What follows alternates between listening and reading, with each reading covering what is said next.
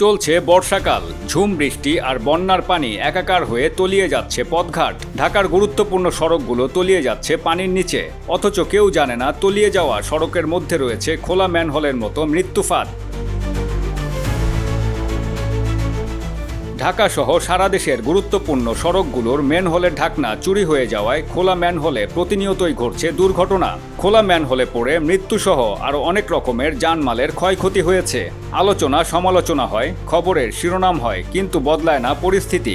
যেখানে সেখানে দেখা যায় ঢাকনাবিহীন খোলা ম্যানহোল, যা জনজীবনে এখন আরেকটি আতঙ্কের নাম।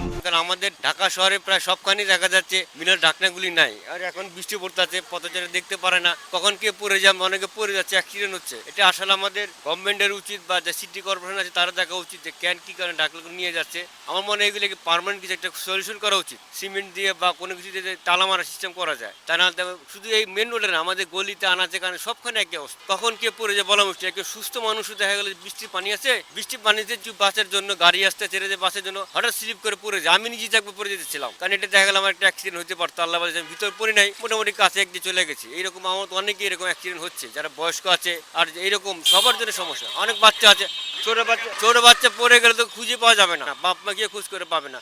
হয়তো গভর্নমেন্টের কাছে আমার একটা আকুল আবেদন, আপনারা যারা যারা এখানে আছেন তারা দেখেন, এটাকে সমাধান করেন, পার্মানেন্ট সমাধান করেন। শুধু টেম্পোরারি করলে হবে না, একটা ঢাকনা দিয়ে দিলাম, লোহার ঢাকনা দিয়ে দিলাম, পরে আবার চুরি হয়ে যায়, এটা হবে না। পার্মানেন্ট সলিউশন করেন। সরকার পরিবর্তন হয়, মানুষের জীবনযাত্রার পরিবর্তন হয়, কিন্তু বদলায় না পরিস্থিতি। বছরের পর বছর একই রকম থাকে সড়কে ঢাকনাবিহীন খোলা ম্যানহোলের চিত্র।